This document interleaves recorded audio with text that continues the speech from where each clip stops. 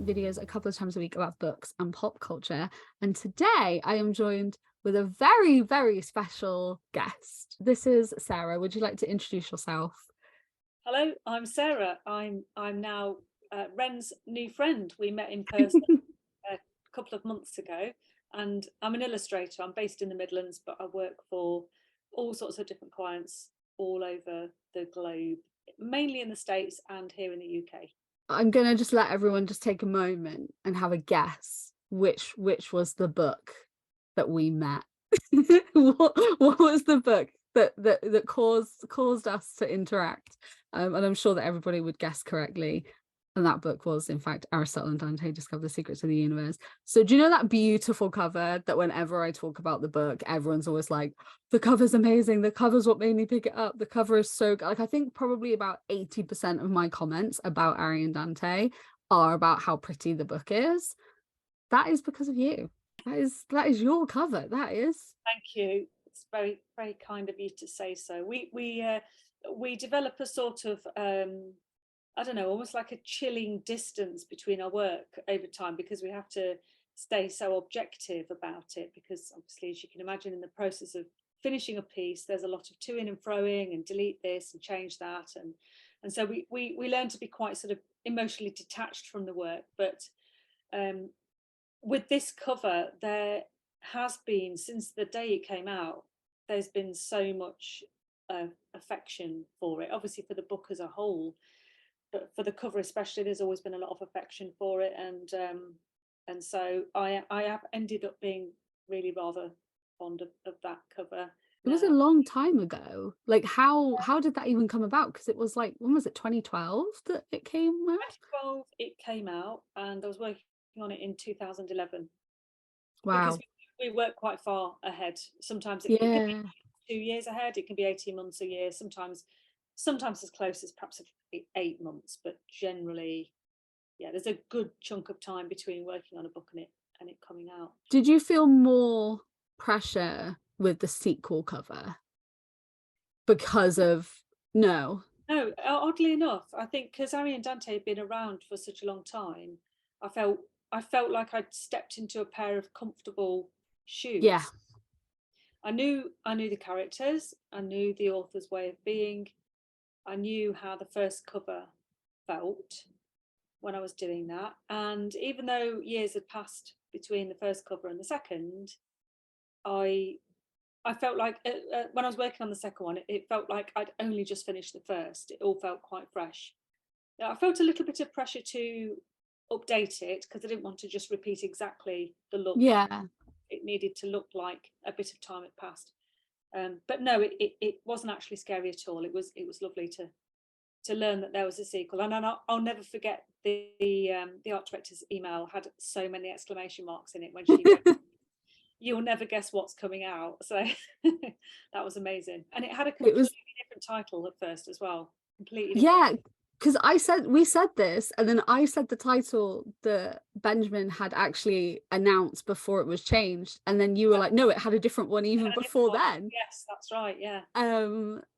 Which, yeah, I feel like the one that was chosen like fits because of it being like the Aristotle and Dante, like, you know, carrying on the trend and stuff. But it's interesting that so much was changed, because did you then change the cover to update?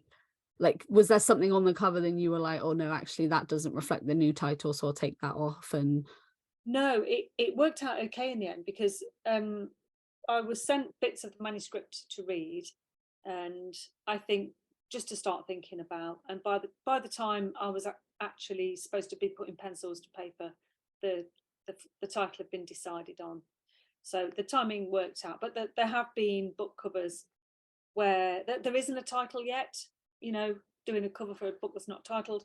I've definitely had to start covers without the title being established, but there's always plenty to work out before you get to the title bit anyway.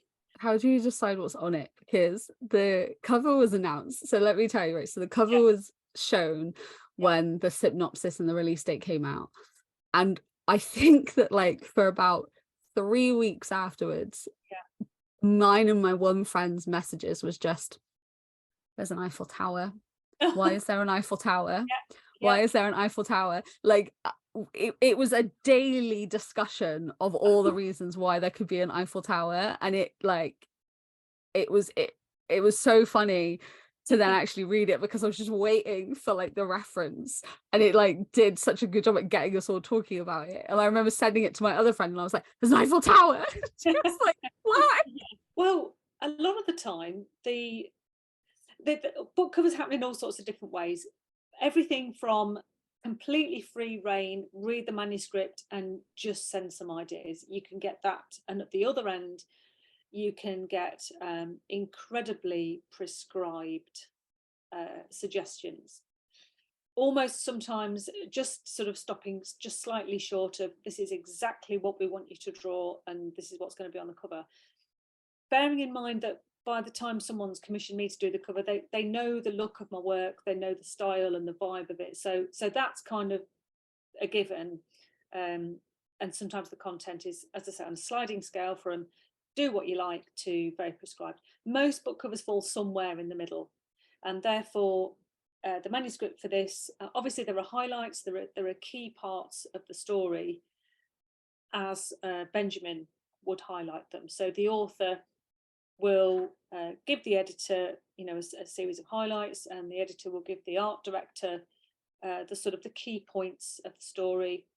And from that, you have to pull out what's visual. So there might be a key part of the story or some sort of event that's absolutely pivotal, but doesn't naturally lend itself to anything particularly interesting visually. Conversely, you can have some quite sort of insignificant, almost perhaps gently descriptive parts of a book. But that's where all the rich visual imagery is. So it's a balance of picking out enough to communicate some of what might be happening in the story with stuff that's visually engaging. Otherwise, you're just sort of mapping out sections of the book mechanically. And this needed to communicate that this is the second, time has moved on, the boys are older and life is different for them, and they move around, they travel about. I think that you can definitely like see that in it as well. Like I think the cover, it feels like that. There's like, when I saw it, I thought that like it felt like a whole extra level of mature, and it's also like a lot brighter, which I sort of took from like the first one is obviously like the universe, so there's lots more, it's like starry, and it's but it's also, I liked the way that in the first book Ari is very like in his head, and it's whereas like he's got his eyes open a little bit more in the second one. So like it felt like that, which whether that was intentional or not, that's like the vibes I got, which I thought was really cool. But one thing that we have to talk about, Yeah, is the movie. you've seen the announcement then. I have seen the announcement. I have seen the announcement. I am losing my mind. I messaged H like, oh my god. So to recap for listeners, the film Aristotle and Dante Discover the Secrets of the Universe has finally been confirmed on a nationwide release in the US, cinemas across the USA, and the release schedule for the UK is currently being worked out. So we can assume that that's on the way, and this is what everyone's been waiting for. I was going to go to the first film festival it was at in Canada, but I couldn't get travel insurance at the time, which was really annoying. You saw it? Yes, I went. I went to the premiere. I was that person hanging out on what was, I think, an orange carpet, not a red one, and feeling wholly inadequately dressed alongside H, who turned up in the most fantastic. She's a queen. Orange suit, slashed to the waist, looking gorgeous. Absolutely lovely. You did the credits, didn't you? You did you have actually done the artwork in the film as well. Is it just the credits, or is there any bits like? Okay, so there are little bits in there. So you haven't seen any of it yet, have you? No, only the clip. Only the clip. The I can teach you how to swim bit. Okay, that's a lovely bit. The film needed titling, and as soon as I discovered this film was being made, I went into teen fangirl mode. and started hunting down the director and the producer and the production company to say, basically, you need a safe pair of hands, who you need someone who knows the book, who knows the characters, and can handle the title design for you. And I put myself forward and said, yeah, I felt a bit of a goose, but at the same time, I'm like, no, this can't be done by anyone but me. Yeah, and I think everyone would agree. I think any fans of it would agree, because it's such unique lettering. Like, the title is such unique lettering and such unique titling that I think anything else just wouldn't have worked. That's right. And sometimes you do see beloved books like that have had some sort of title design in, you know, they've been designed, or you see the poster and you're going, oh no, it's, but then at the same time, you know, the movie is often trying to communicate slightly different things from the book. But no, I went on a stalking mission and managed to get through to H, and we had a Zoom call with the producer, Valerie. And I said, look, you don't have to take me up on this. I'm just saying that I am at your disposal. I'd love to do this for you. And I think, looking back, I think what clinched the deal was that I said, I don't want it to look exactly like the book. It can't, because this is the film. It's a film. Your vision, and it's whatever it is now, it'll be 11 years since the book, so it needs to be fresh and updated a bit. And I think that's the thing where they went, yes, we're on the same page. It's the main title design, so that's what you'll see on the posters, and it's the titles on the screen, sort of opening titles, and then, you know, you get your little bits that say El Paso 1987 summertime quotes at the beginning, and then yeah, that's it. So you'll see that work. It's like 0.5% of the whole film, not even that, but very pleased to have. But it's a big part. You can't have a film without credits. Like, you can't. And for them to be, like you said, fresh, but also something which is so like tied to the original works, I think is really nice. I think because people will recognize it. People are going to see that, and they're going to recognize that that is the font that's used on the book. And it's going to be really cool when people find out that it's illustrated and not just like a font. So we have things like in association with Blue Fox Entertainment, so you can see that, how it is still created ink on paper, but that's how it's all produced. I think that it needed you to do it, I think, and people are gonna see that, like, it is genuinely going to be something which is noticed, and like I saw people talking about it on Tumblr. Did you? Gosh. Yeah, that it was the same writing, and it's just, I just think it just makes it so much, because there's something so personal about the book to so many people. So I think that to keep that feeling for the film in all the ways, like, I mean, even like I said, just the clip I've seen feels like the book. So like, just all aspects, keeping it like that, I think it is. Yeah. I think it's incredibly brave of H to not only to tackle this as a project off your own back and just start writing that script because you want to, but to take on a book that's already, you know, within a couple of years, it already had a huge following, and to put something on screen that's your vision of two lives, essentially.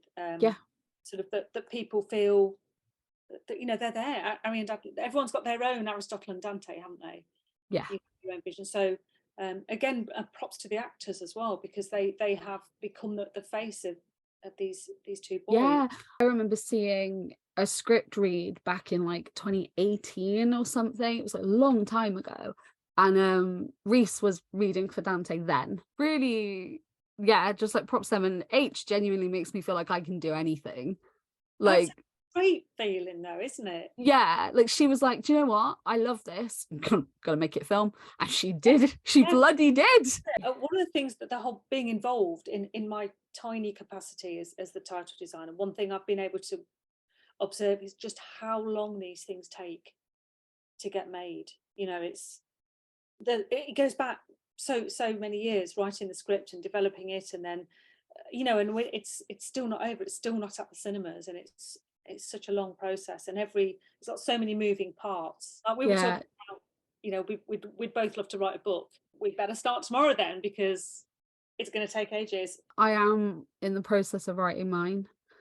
Oh, Um, and you do think like, you know, I read so much and I'm like in awe of some, you know, like I read some books, I'm just like, how have you crafted something like so beautiful? Like you do just have to, I think, when you want to create something and there's so many people around you that inspire you to do it, I think you have just got to try and do it. But yeah, I'm in the middle of writing mine, and you don't realize how hard it is.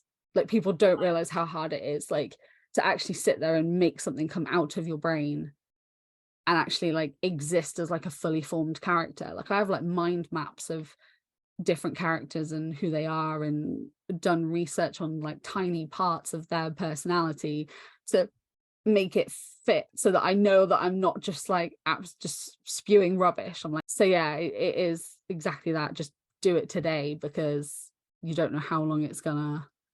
no, no. And in 6 months' time, you'll have wished you'd started 6 months ago. Uh, Yeah, I can be a terrible procrastinator. I'm sort of equal parts. I can do anything and I will do anything, and I'm just whatever, I'm going to have a crack at it. So I'm equal parts that, and I can't do that. Oh my goodness, no. You know, yeah, that's too big, that's too scary. And so those two sides of me come together, um, and pull in different directions. And depending on which day, I'm either just charging straight into something gung ho, or putting it off yet again. Um, yeah, I think you said something earlier about Cassandra Clare having a work ethic, and I think that's what it boils down to. Because work, it's not frivolous. yeah, It's not just a fun, frothy thing. To coin an officey kind of phrase, is having a go, yeah, because you'll never regret not having a go, even if it goes nowhere, it doesn't work out the way you thought it would, you don't like the outcome, or no one else likes the outcome. Surely it's going to be better to have had a crack at it. And notice I'm not going to say just have a crack at it, because again, just is quite a loaded word. But you had a crack at it, and yeah, better to have done that yeah. than never. I love like just gushing about everything. So are there any upcoming projects that you're allowed to say? Is there anything that's all, or just are they all very Um, secret?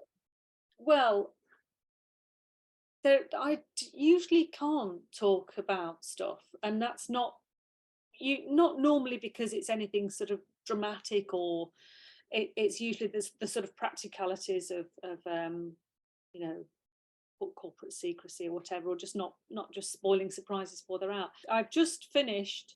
I can talk about this one actually. I've just finished a America-wide advertising campaign for Bic pens. So That's cool. yeah, I'll show you That's really cool. these Bic pens. You know, these ones that have the four colours. Yes. So it's a nationwide ad campaign for those, and that's rolling out sometime this summer. Possibly about to start another round of work on a different aspect of that campaign as well. So that's quite fun, because I am a pen maniac. I have so many of those pens. They are actually wonderful to work with, and I had to, of course, create the illustrations with the pen themselves. Yeah. So I have got bits of, you know, you've got bits of video of me sort of creating the bits with the pen.